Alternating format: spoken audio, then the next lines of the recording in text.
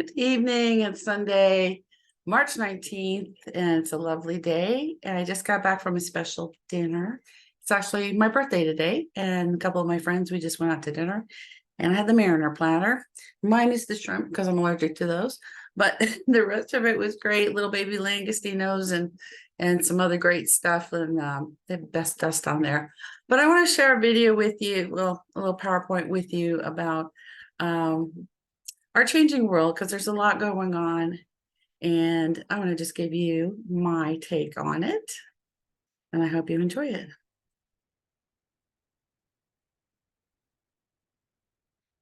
Okay, so I named it Our Colorful Changing World. There's a lot going on here, and I'm going to share with you some little bits. Obviously, we know there's a lot going on in the world, but I'm going to share some of the things I've heard and that I think could be, next steps.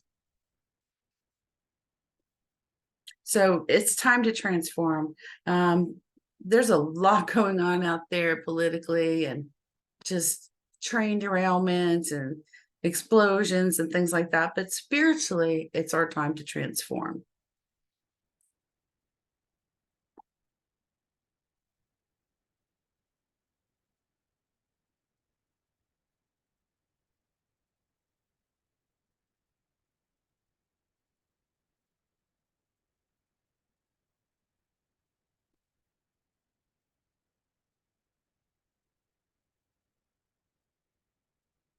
So I think some of us have heard that maybe, some people say we might have even been living in a matrix. There's a lot that seems to be controlled by others, maybe even higher beings, different kind of scenarios. But it's time to get out of that and start making our own decisions and creating the world the way we want it to be. Now, what will bring on this transformation? It's anybody's guess. Sometimes it's just from being suppressed a long time. Some people say could be aliens out there. I mean, we had a balloon shot down. Some people say they might be hiding alien craft in the clouds. These clouds might make it look like someone's hiding in there. They're so beautiful, though. I wish I could see them in person. These, unfortunately, are other people's photographs. Some people say it's the Earth itself, that the Earth does have certain planetary shifts. I mean, the plate tectonics tells us that the continents do shift around, and that there have been times that the North and the South Pole have reversed. This might be something like that might be happening. People think that that the Mother Earth is going to transform the Earth and kind of give us a springboard spiritually, some different energy to work with. Some people call that energy the Schumann resonance. There's some scientists that actually studied the Schumann resonance. They found that there's a 7.83 hertz frequency to the pressure on the outside of the what holds our atmosphere in, and then the Earth itself. And they found that it pulsates, and it's like between 7.6, 7.8 in that range. But recently there's been some hot times with it, and it seems to spike, and it's actually shifting into almost the 10 hertz range. But there's been times that it hit even as high as 65 hertz. That might not seem like a much, because 7 hertz, you really don't even hear it, you don't perceive it, but it is vibrating and changing. But those spikes can actually, from the studying sound and vibration, they can do something. We may find that time is an illusion. There are people that are starting to think about it differently, that it's kind of like being fractal in nature. I know they talk about God being omnipresent, so obviously God can be in all these different places at one time. And someone once gave me a good example of this. Like when you come to a train crossing and ding, ding, ding, ding, ding, ding, ding, those arms come down and the lights flash and you don't want to cross. But in this area, like where I live, there's a lot of trees and foliage. So a lot of times you can only see that portion of the train that's right in front of you going by. You don't really know when it started. Sometimes you might not know when it's going to end. But if you could get into a helicopter and fly above it, why then you could see where the beginning was, the middle, the end. And that's a more omnipresent kind of view of reality. So time, they say, is not linear. It doesn't just start at point A and progress to point B. So we might find out that parts of us are in other a little bit in the future, a little bit in the past, and learn from that. There are those that say that there are light workers on the earth for a time such as this. It's mentioned in the Bible. It's mentioned, it was predicted in Revelations that 144,000 would return. Their definition is that's when the Jews put the blood over the doors for Passover, because they were going to kill the firstborn of each child, that they're saying that there was 144,000 of them that died and they were martyred. That some people think it could be them, but it's mentioned in other cultures, the Emerald Tablets, Sananda, even Native American cultures. So it's mentioned more places than one, and a lot of people are wondering if that's going on now. Do we have some kind of special, light warriors, special beings to help us with these changes? Some people think we're actually going through a dimensional change, as they think the earth is to some extent too. So 2D would be like drawing a line on a piece of paper. 3D is like our physical three-dimensional self or cube versus drawing a square. And then 5D is like more energy fields coming out of us. They call it a toroidal field. From the side view, it could even kind of look like you're drawing an apple, but that our energy would be expanded, which helps us do different things. We're putting out more frequency and attract things to us and so on. So some people think we're headed towards 5D. Some people think when these changes occur, they think it could be solar flashes from the sun that make the Schumann resonance spike, that make the earth have changes. And they think that could awaken things in us, things like what science has wanted to call junk DNA. But personally, I don't think God makes any junk. So what they've called junk DNA might start to activate and make us very special. So we might even get like spiritual downloads that just sort of like, awaken in us. Then it's like a simultaneous influx of information from source, or you might say the Great Spirit or God, however you want to call that, whatever's personal to you. You might get more messages in dreams. You might have a little bit more psychic abilities, but it's possible that these changes will cause that, let's say, sort of dormant DNA to reactivate and put itself to use, and you don't know what can be created. We could be quite special at that point. So also quantum intuition is kind of connecting your intuition and with the energy of everything, that it doesn't die. Energy just transforms and it's all around us. And again, that kind of takes into account the past, present, and future all existing simultaneously. So we're headed to something a little more spiritual like this. As far as psychic gifts, we might have more telepathic capacity. I know I have a very good friend, Heather, and Heather and I do seem to be on the wavelength quite often. We certainly have a lot in common. But there was an event we were talking about doing yesterday, and earlier in the week, I knew she wasn't feeling well, and I just sensed that, I don't know if she's going to feel well enough by Saturday. I think it'd be better to postpone. And I really was wanting to reach out to her. And by the time I did, she said, I've absolutely been sick. I've been laying in bed, feverish. And she goes, I feel like I already had this conversation with you.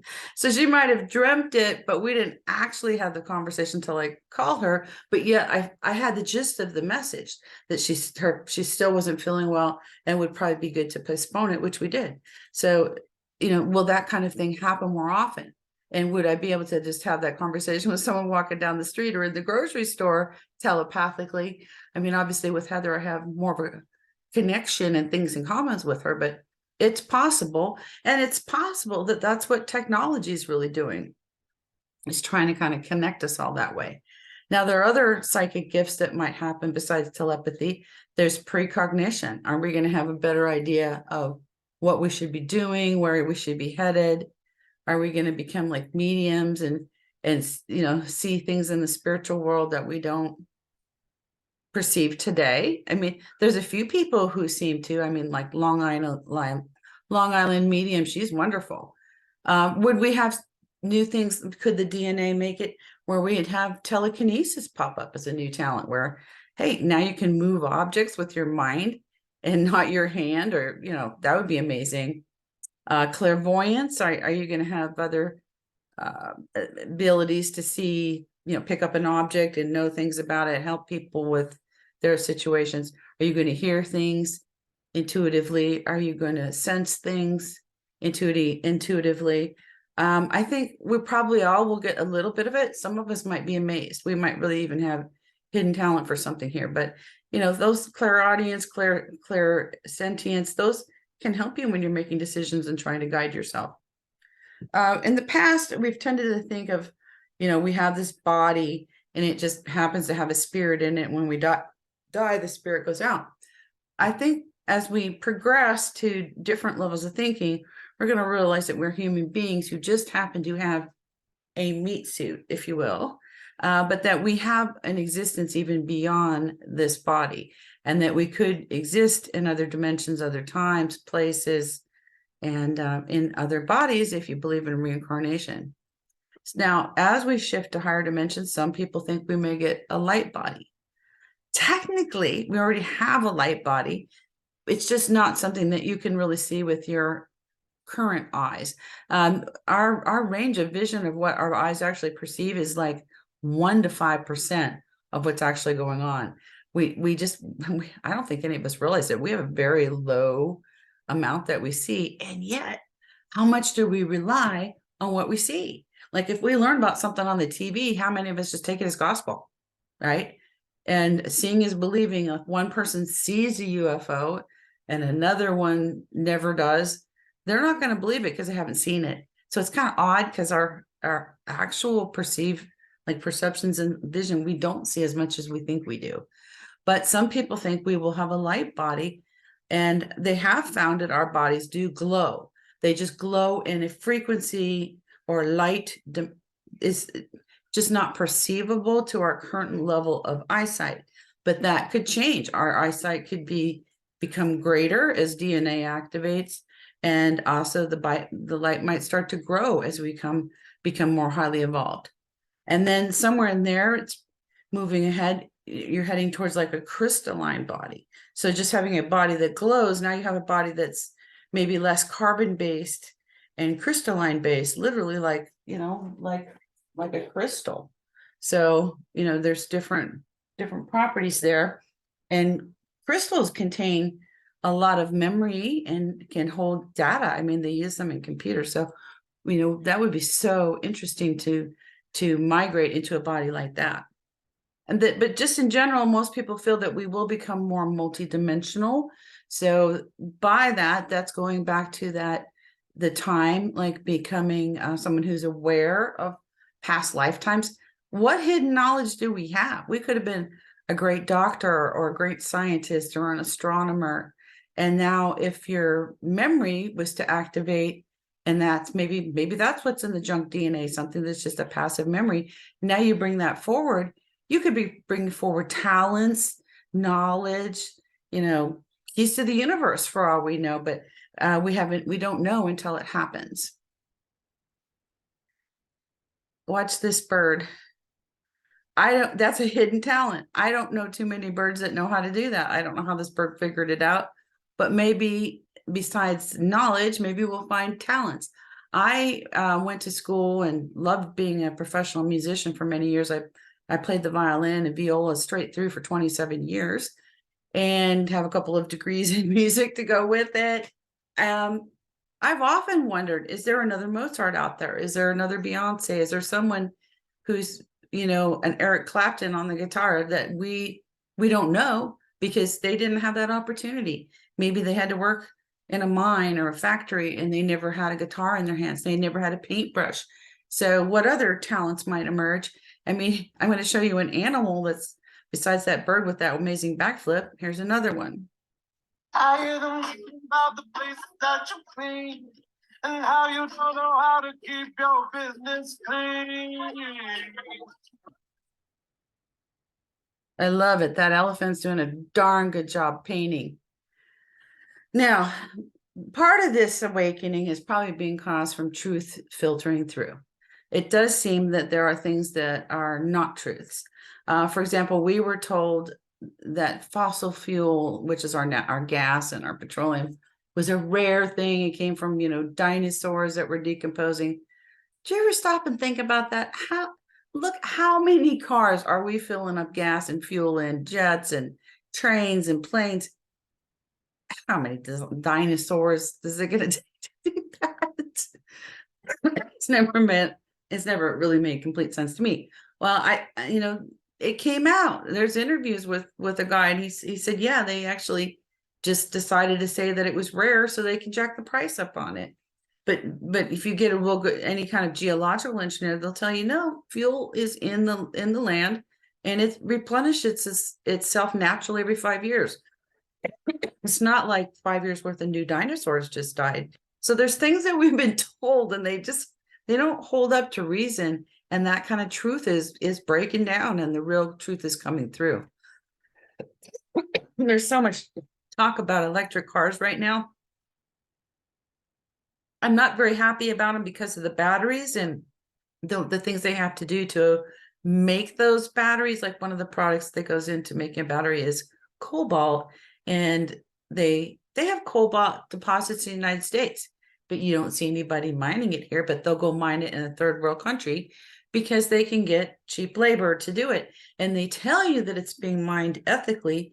But then when you have people go show footage, no, they're like digging in the soil with their bare hands. And when I say they, you've got from like little kids, like 6-year-olds on up, trying to find little nuggets of cobalt to go into your battery. We actually had electric cars back in the 1800s. Okay, they didn't just go straight from horse and buggy to a gasoline car. They had electric cars too, but they used a different kind of battery. Instead of lithium based, it was sodium ion batteries, which are actually much cleaner. And then there are places like France where they tried the electric car thing. France used a lot of their public workers that have to be in vehicles, switch them to electric batteries, operated cars, and it didn't work out. When the batteries go bad, it's ghastly expensive. It's not like a do-it-yourself put a battery project into. These big batteries like this, you can lose your life if you do something wrong. There's just too much voltage. They have huge wrecking yards full of nothing but public vehicles that the battery went bad, and you got row after row of cars, and they just junked them because of the battery situation. So not to mention it's a huge strain on the power grid. I've heard estimates that if everybody got an electric car, the grid can only handle about 25% of it. So you want to have blackouts because of this? Like, we got to find other solutions. Now, maybe it'll be a flying car that runs on magnetic energy. I mean, this is kind of a fun way to think about it, but I've actually seen demonstrations that show how maglev trains, and mag refers to magnet, and how the magnetic part, it will absolutely propel a train, and it's very efficient. Magnets, like, there's no output, there's no carbon, it's even more effective than the electric battery. And then, of course, we were charging it. Woodward also stated the tunnel shuttles used on the subterranean railways vary from 15 to 400 meters in length. So this is like they travel faster than the speed of sound, and only. So that gives you a slight example there. Now, another thing I've heard, and this gets me really excited. Think back to the Star Trek days. You had, Kirk, and Bones was the doctor, and he'd put people on a bed platform, and he'd have that little thing, and it made little chirps and bleeps and of light, and he'd scan them and know what was wrong with them and then heal them in the sick bay. Well, the med beds are said to be something like this, and supposedly there are a few, there's some on the planet now. It's some of the stuff's been, the elites have been using it, and it's been kept from us. But going through a scan in this device is said to help you, like, clear down to the DNA level. It will scan you, and you can reverse things that you might have been thinking you're stuck with, or you might have thought they're hereditary. And then I heard some other research this week about a gene that can kind of reverse the time clock that they've discovered. So they took older mice that were blind, like 3 blind mice, but they were like senior citizen mice, and they found a way to activate this gene. It's like a switch that they do the right things, they can turn it on. I don't know what the right things are just yet, but the science said that the mice begin to, like, reverse age and get younger, and to the point where they were energetic and their sight came back. So that's what I think, if we can get into something, use some technology to our benefit and maybe activate some of the dormant DNA this way, or some of the healing benefits, if there's an anti-aging gene, by all means, let's turn it on. Some say that there's already portals out there, and that even some of the elite may have been using these, and maybe we'll have more everyday access to them instead of actually taking rapid transportation.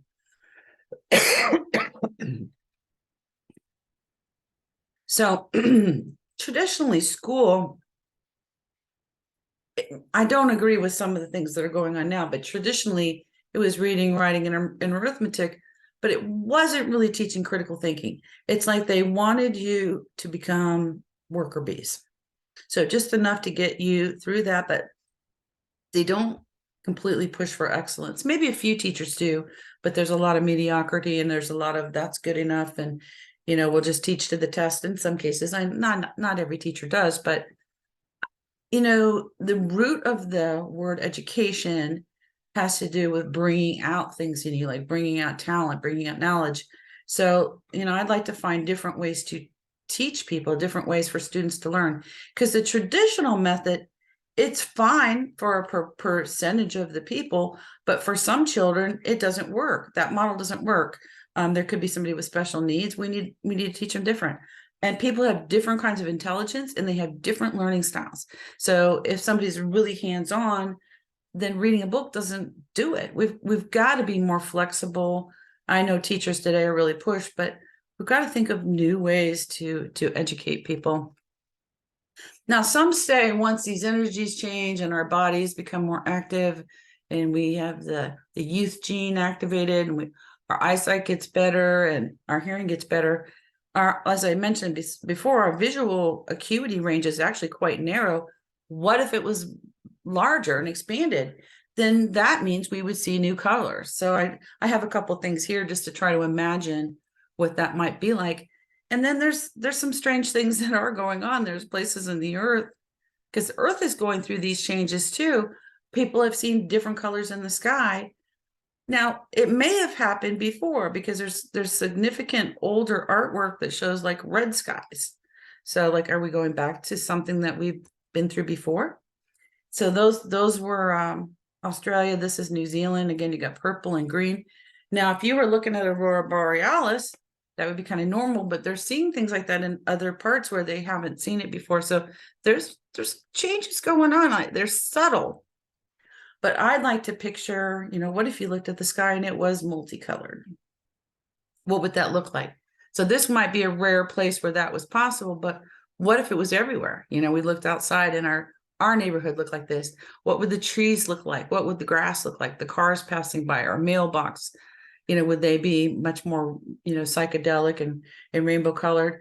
Like, I have a number of artists in my family. I can't imagine how beautiful their artwork is. Already lovely, but maybe it would be even more so if our light spectrum and field of vision was expanded.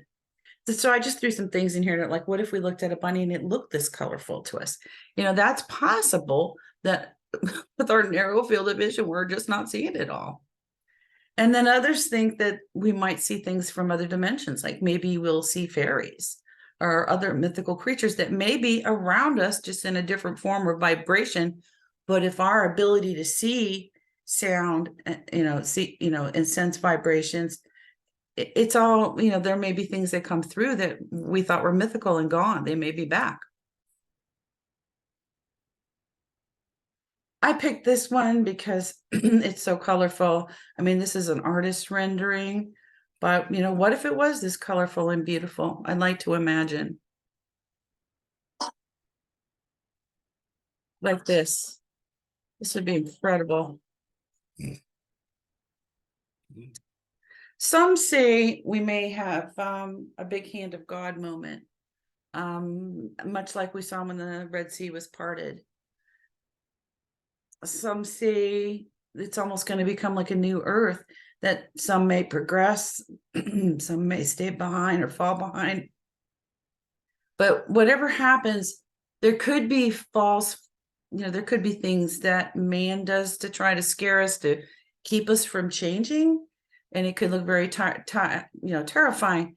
Don't let it scare you. Stay focused and know that this is a time that will be temporary. It will pass, and that everything is already perfect, and just begin viewing it that way. That's part of how we create our new world and our new earth. Now, of those earth changes, some people, different parts of the world have strangely reported seeing 2 suns. So, how this is happening, I haven't seen it yet. Believe me, I'll whip out my camera phone if I do. Some say that Christ might literally return. I don't know if it's time for that, but I do think the Christ consciousness is elevating in us. And that would be akin to all the wonderful things that he was trying to teach us. He wasn't trying to teach us to say that he was all that and a bag of chips above us. He wanted us to be like him. He was trying to set an example and have us follow that. So if those teachings were really to take hold in us, that's what he would want, because he said, these miracles that I do, you'll do all of these and more. So I look for us to, and that could be from activation of DNA, higher elevation spiritually. And it's not just that a few of us, or 144,000, that's a drop in the bucket for what's on our planet. I think they estimated us at about 8 million or 8.5 million before the pandemic started. But it's like the 100th monkey theory. The more people that become conscious and elevate, it spreads. It's not like I got to go out and recruit you. It just can happen just from enough of us elevating. There's a theory called the 100th monkey theory, where there was monkeys on an island, and one of them began to pick up a rock or a seashell and use it like a tool. And the other monkeys noticed, like, hey, Monkey Joe over there, he's eating his fruit a lot faster than us, because we're trying to get all the skin off of the fruit, and he's already got it off with his little thing over there. So that in theory, they go and try to find a rock or a seashell so they can scrape the fruit and eat quick like Joe Monkey. But in time, all the monkeys on that same island were doing that.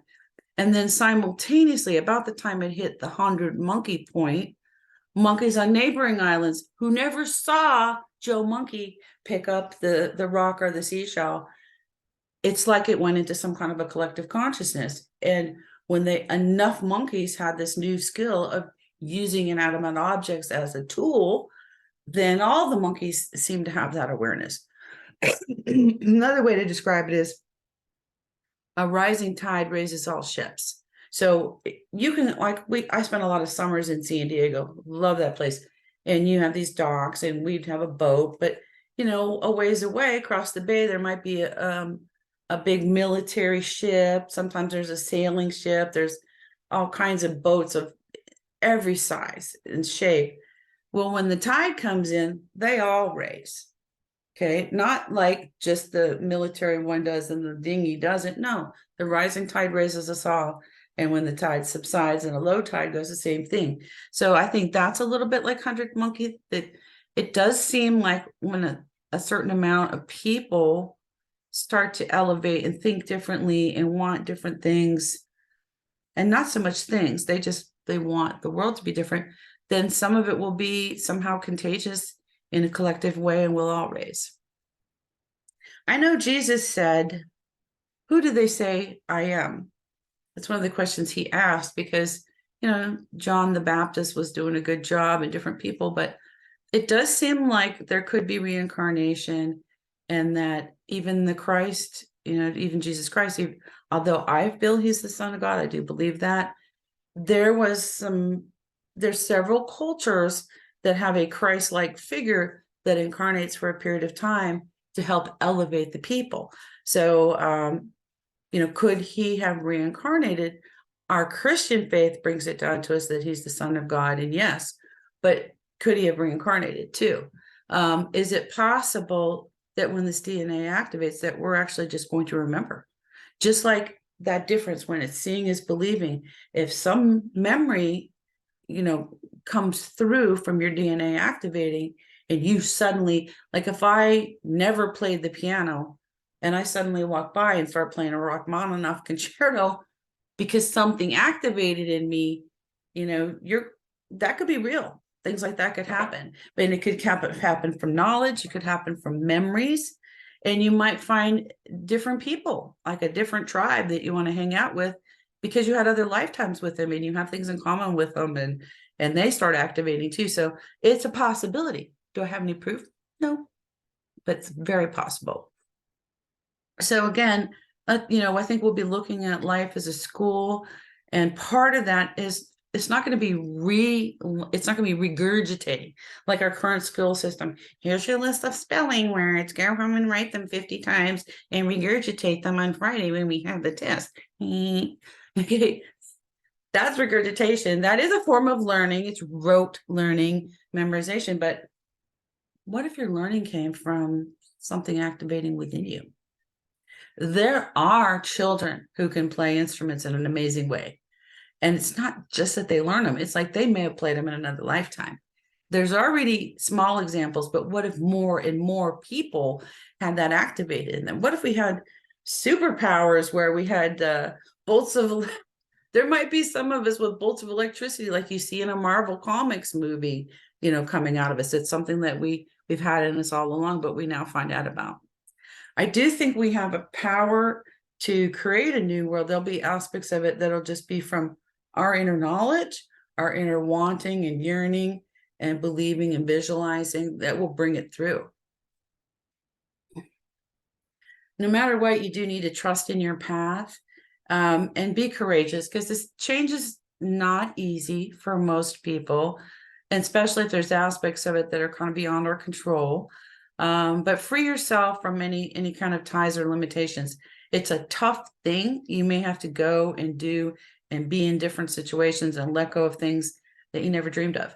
Because really the way we've been living, sort of generation after generation, even decade after decade. I mean, today's my birthday. I've been on this planet quite a few decades, and I could generally predict how things were going to go. That's not so true right now. There's some rapid change going on. So I think it's better to be good with your truth, even though some people, you might be disappointed, they might be disappointed or not understand you. But you're going to have to be real with yourself when things don't exactly go your way, and take it as an opportunity to learn and be graceful about it. There's so many great blessings that come from learning truths. I have a favorite YouTuber that I listen to, Janine, and she's always like, oh, I don't worry about adversity. Bring it on, because she knows she's going to learn from it and grow from it. Now, I'm not quite like that, bring it on, but I do still recognize it. Even in tough situations, I found ways to grow and move forward. So trust that there are going to be great blessings that come from this, even though there's going to be some discomfort for many of us and rapid change. I've even heard it said that right now, the amount of information coming at us is so much. If you think about the radio and the TV and people talking at the water cooler and Facebook, and maybe you have other platforms you get on, the amount of information coming to us, like we know what's going on with family and neighbors and on the TV and celebrities, it's like people would get that much information in a whole year back in a simpler time. So we already are bombarded with, we get way more information in a day than they had. They've likened it to a whole year's worth. Now they're saying that that's going to increase. So be prepared for the amount of information that comes in the morning, that by afternoon, you've got so much new information, you feel like a year went by. It could feel like that. So just know it's coming, but trust that you will find yourself, you will find your path. You might find that you're a great healer and there's some new healing modality that we don't even have today that you're going to be a part of. Or you might become an artist. You might be making the next great invention, and bringing forth ancient technology or free energy or something that we don't know. But I do think it's going to be incredible. So eventually, just know that you will end up where you need to be and with who you're meant to be with. And that could, like I said, could be a different tribe. And you will find out what you should be doing. It'll be an inner knowing. Opportunities will present, because you're open to it. I just want to show some of my favorite things that I picture. You might be really creative. Let it go.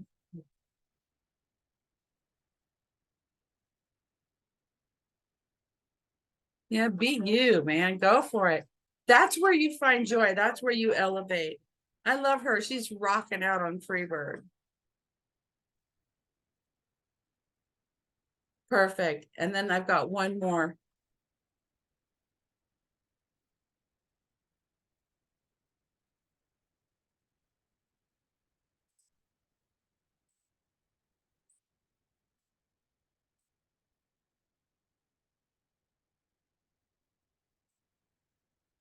Some of you guys don't know how I am. I love like race cars. I love wing sprint cars. I like watching motocross.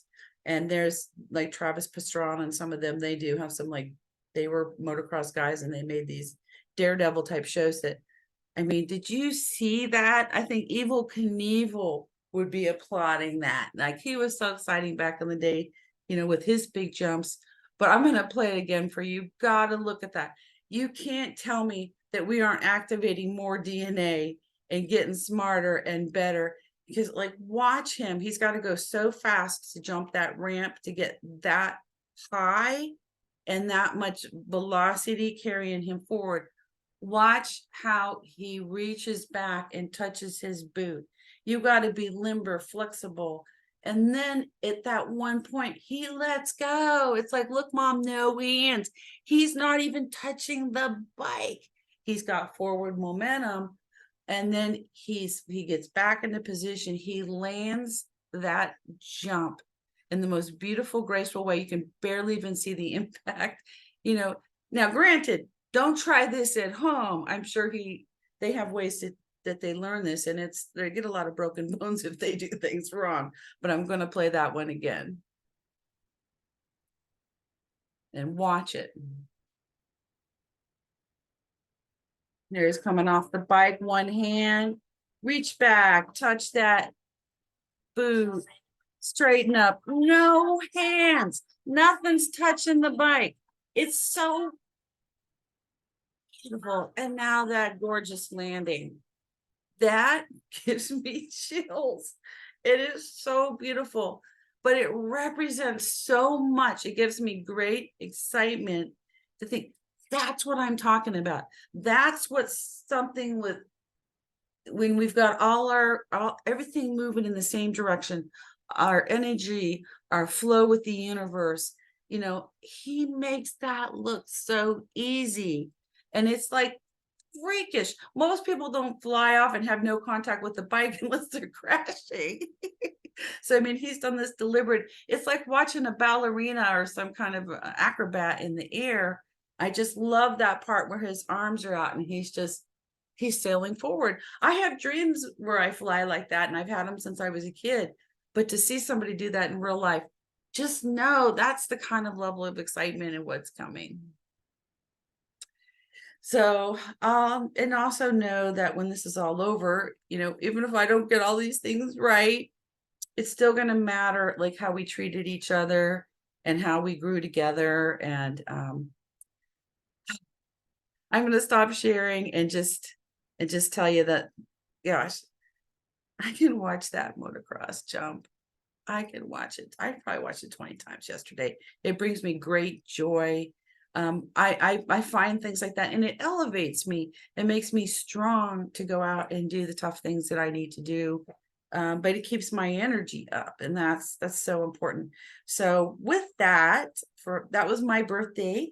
Kind of wrapping up my birthday tonight. I wanted to share those things that make me extremely happy and give me something that I hope for and look forward to. And I know it. I know we're going to do great things. That doesn't mean we're getting on a motorcycle to do that, but we might do something equivalent to that. We might have some breakthrough in some other just incredibly purposeful way.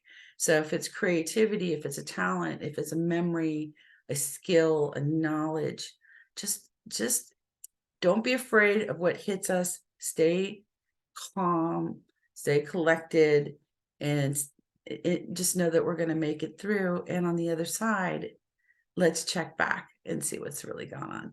So happy Sunday, love, light, and beautiful energy to you all.